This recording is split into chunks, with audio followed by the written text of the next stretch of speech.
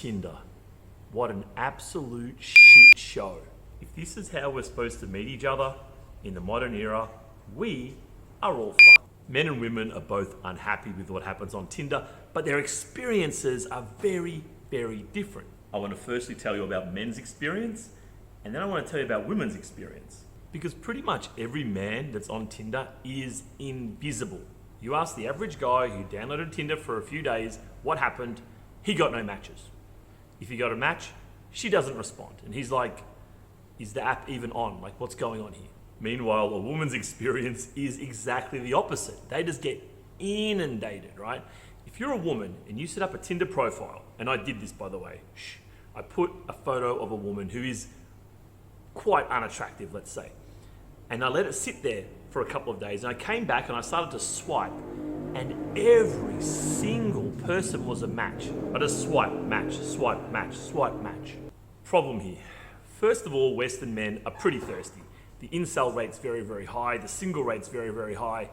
And Tinder has this magical power to escalate these issues.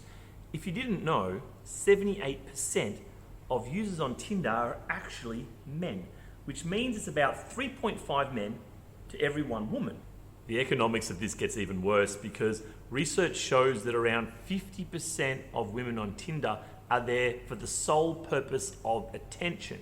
Now, assuming, and I am just making this assumption, that all men on Tinder want to meet a girl, you've now got something like 7 or 8 men for every one woman who's willing to actually go on a date with a guy.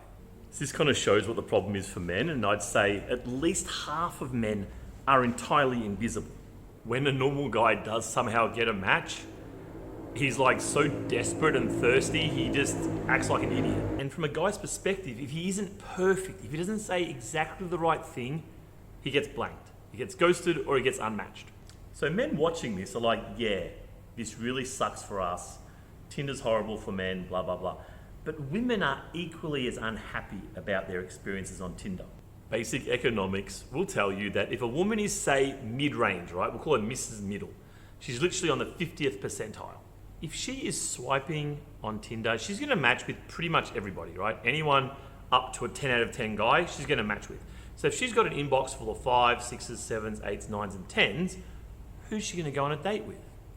She's not going out with the 5s, right? Her instincts are telling her to go for the hottest guy. And just like a guy would, right? If a guy's a 5 and somehow through some magical twist of fate that he suddenly started matching with 9s and 10s, he's not going to go on a date with a 5 either. So what happens? Well, the girl goes out with a 9 or a 10, the mid-range girl, and of course, the guy's intentions are not to have a relationship. A high-quality guy has a lot of choices, both online and offline. So he just bangs her once or twice, throws her away, and she's like, I want to see you again. Why is he ghosting me? Why do all these guys ghost me? It's because she is way out of her league. I have friends like this. I have friends that you would call Chads or Chadlites, and they call this fast food. I'm not kidding you. They call this fast food. They go on there as a 9, have sex with lots of 5s and 6s who are nice and easy to have sex with, and that's the trade-off. You get this hot guy, but you only get him for a few hours. Now, of course, it's very hard for a woman to have the best guys, the 6'2", muscled up, strong looking, confident, well-off guy. You can't go from him to the normal guy who's like the equivalent of the girl in question, right? That's not possible.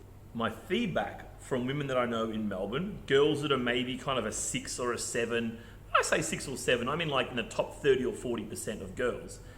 These girls say that they kind of understand that if they get with the really hot guy, that it's only going to be once. So they do consciously lower their gaze a bit. So maybe a 6 might go for say an 8 or an 8.5.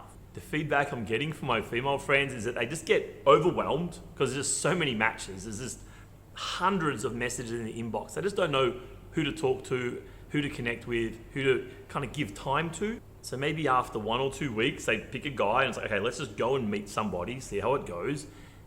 And they're almost always really disappointed. Maybe he's a bit too awkward, kind of not very socially calibrated.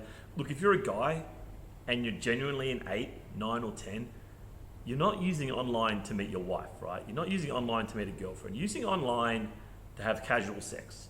From the guy's point of view, he's totally unaccountable. No one ever knows. It's just a little secret. He goes to the bar around the corner from his house, has a drink, goes home, has sex, no one even knows. So for the girls who are a 6 and they're going for an 8, they usually get kind of disappointed with the dates and then they just uninstall the app, and then 6 months later they reinstall it and kind of repeat this process. And then for the girls who do a bit of hooking up with the 9s and 10s, they're like, why don't these guys want anything serious? Why don't they want long term? So although girls seem inundated and they just have so many choices, it's not what the girls actually want. Let's be honest, if you ever go to like a cafe or a bar and you can kind of tell who's on a first date, you kind of got that vibe about them, they're maybe sitting a bit straighter, they got a weird distance between them, they're probably dressed up quite well, and you just kind of know it's a date. So often you'll see like a male 8 with a female 3. Like you see this a lot. Yes, of course, some people meet and it works out okay, but I'm looking at just common themes that I've heard from other people. You're probably aware that as a society, we're becoming more and more individualistic and more alone. We spend more time alone, have less serious, deep connections with other people as well. And now because of COVID, so many more people are working from home. So there's just less and less chance to meet people normally. So people are being pushed onto online dating more and more. So whether you're a man or a woman and have watched this video, I hope it gives you a bit of a feel for what's happening on the other side. And of course, I'd love to hear about your thoughts. I want to know your experiences and how do your experiences line up with some of the ideas that I've presented today. So what the do we do? If you're a man or a woman watching this, what do you do? The answer is extremely easy, extremely simple. However, the execution of the answer is a little bit more complicated and long-winded. You need to behave as if we were living 50 years ago. You need to get off your phone. You need to spend much less time alone. You need to build and commit to those social networks. Spend more time outside. If you have a choice of sitting in a cafe or sitting at home, sit in the cafe. And if you're a guy, you've got to talk to some girls, right? Get a bit of a feel. Are they kind of open? Do they want to chat? And then actually have a conversation with them in the real world. This is not an easy fix. This takes time. It's not about instant gratification, downloading Tinder and looking at some hot girls and swiping. This might take you months, even years to find someone who's appropriate, but it's okay. Because the beauty of this is that human fulfillment is not in the little things you do at home with your gadgets. Human fulfillment is about having deep connections with people. Everyone's chasing this concept of happiness, right? Happiness is not a short-term solution. It's not about dopamine hits that you get. That's not happiness. That's excitement, that's thrill, that's energy, that's dopamine running through your body. If you want to be happy, you need deep-rooted social connections. So the key is to build your entire lifestyle outside where there's other people. Build routines so that other people become familiar to you. And then it's so easy to integrate with people, because if you sit at home for days and then you go outside to a cafe, you're in like alone mode. You can't have a conversation, you can't flirt with somebody. But if you're used to being outside, you're used to having conversations, then it's much, much easier. If everyone follows my advice, it'll be just like 50 years ago when it was so easy to meet people. Right now, if you click like on this video, I'll know that you like this content and that I should make more content like this. And if you hit subscribe on this channel, I'll get really excited.